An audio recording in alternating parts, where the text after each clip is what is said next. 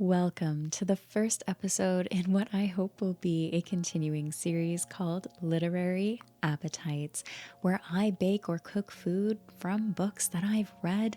And as you can see, we're going to be making some cinnamon rolls today from Legends and Lattes by Travis Baldree.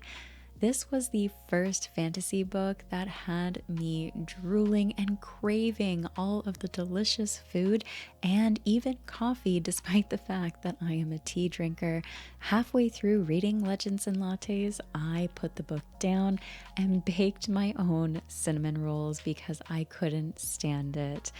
In this episode, I'll be making the same recipe I made then, and we're starting off with our yeast mixture of warm milk, yeast, and sugar.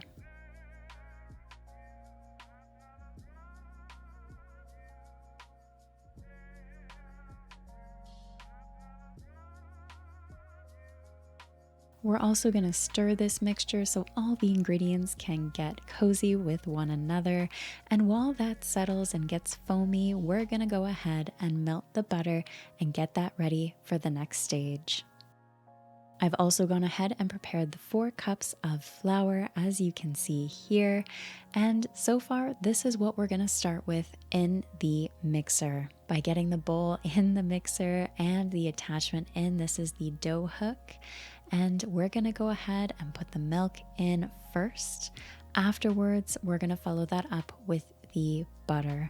Now the butter was a bit hotter than I'd like it to be, so I'm trying to dilute it slowly into the mixture just so it doesn't harm any of the yeast that's already built in there. But this is just one of my own preferences due to the circumstances. And my rule with any cooking or baking that I do is always clean as you go. This is something that helps me later on while I'm in the kitchen. I feel like I spend less time in the kitchen as a result, and we're gonna get this mixing.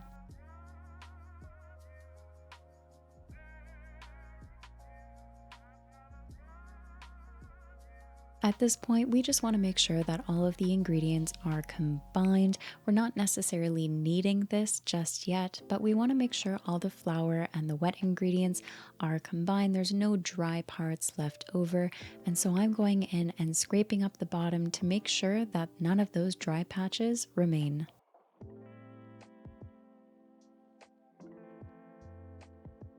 One of my biggest pet peeves with baking is finding a clump of dried flour in the middle of a cupcake or muffin or anything really. So I am very picky about making sure all that flour is incorporated. As you can see here, I'm going in again to scrape up the bottom just to make sure everything is incorporated. And at this point, I'm going to push everything over to the side so that I can coat the entire bowl with butter to make sure that this dough is easy to get out after it takes a little nap.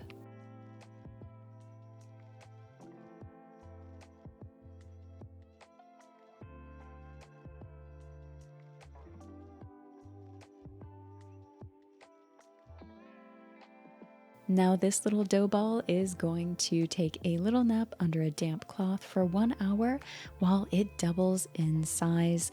And while it's napping, I'm going to prepare the final ingredients for this dough, which is just a bit more flour, baking powder, and salt.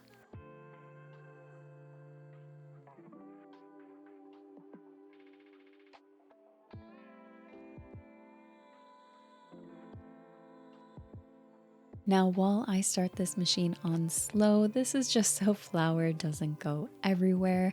Once all of that flour has incorporated into the dough better, we're gonna speed it up. And from this speed, what we're doing is kneading the dough, and this is going to allow the gluten to develop within it.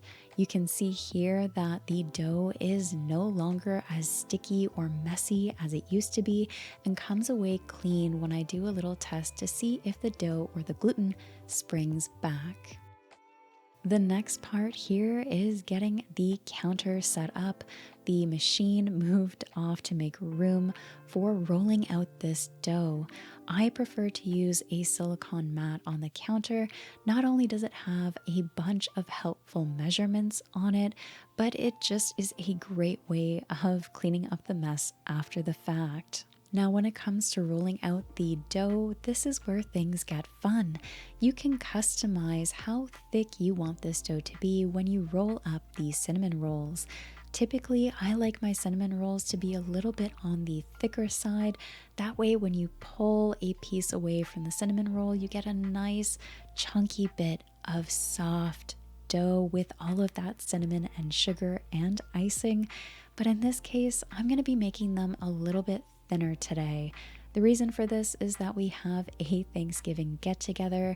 These are going to be the dessert, and I don't want people missing out on cinnamon rolls because they're just frankly too big to eat after a big Thanksgiving meal. So I'm really trying to just stretch this dough out to a point where it is thinner, but not so thin that it will rip or tear. Now that that's all stretched out, I'm gonna go ahead and get my softened butter and my mixture of cinnamon and sugar ready. We're gonna slather that butter on and make sure that every corner, every spot has butter on there, because the butter is what's gonna hold the cinnamon and sugar mixture together. Now, the sugar I'm using here is actually brown sugar as well, so it's gonna have a richer flavor to it.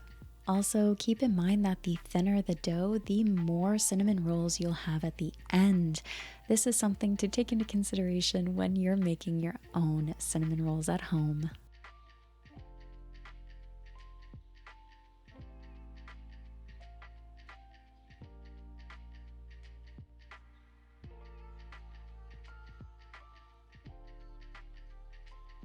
Now that everything is coated, we're gonna go ahead and start rolling the dough.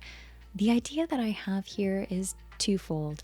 I want to try and keep this roll as tight as possible. When you go to cut the roll later into individual buns, if there are any gaps in between the dough, it's going to be harder to cut and keep the roll together. As a result, I'm trying to pull the dough up a little bit and tuck it back into itself so it's a bit tighter. This will also stretch the dough a little bit more, so just keep that in mind. The second thing is trying to keep the ends nice and even. I don't like cutting off the ends or trimming the ends as it typically calls for in recipes, as that just feels like a bit of a waste to me. So I try and keep the lines or the edges as clean as possible, and that way I make sure I'm not wasting any dough by the time I'm done, and the entire end pieces can be their own buns.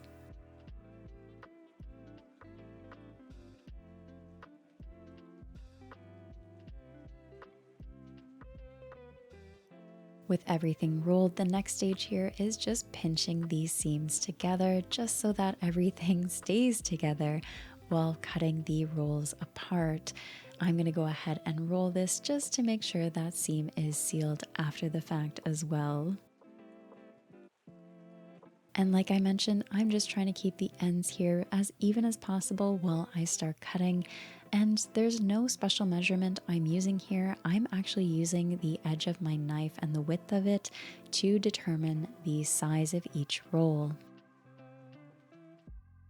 I've also gone ahead and prepared a baking pan with some parchment paper and butter just to make sure that things don't shift around too much.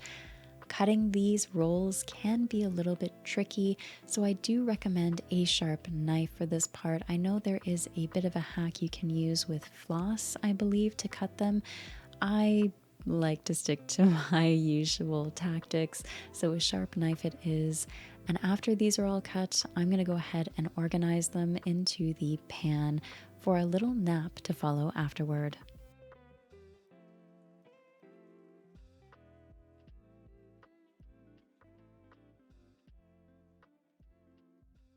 Now they're going to go under a damp cloth again for a 30-minute nap. And while those are rising a second time, we're going to take a little break to play with Pepper, as she's been pretty hyper while I've been in the kitchen. So we're going to help her get some of that energy out. After resting, you'll see that these have grown yet again, and I have gone ahead and preheated the oven to 350 degrees to get them ready for baking. One of my favorite things about baking is the smell while it's cooking in the oven. Look at these beauties. These smell delicious, and I'm not sure what happened to Linda or Jimmy, but they took creative freedom with their own baking process. In retrospect, I probably could have organized these a little bit better, but what's baking without some learning curves or happy accidents? Although these cinnamon buns are incomplete without their icing, so let's go ahead and get that started. This icing is just a mixture of softened cream cheese with milk, vanilla extract, butter, and a lot of icing powder. So if you are making this and you're not quite a sweet tooth, maybe just use less of this recipe or just use the buns themselves. But my preference is always that delicious icing on top of these cinnamon rolls, especially when it's warm. To me, this is just the beauty of baking and cooking. Everything can be customized to your own tastes. You can do what works for you and your palate. Not everything has to go strictly to the recipe.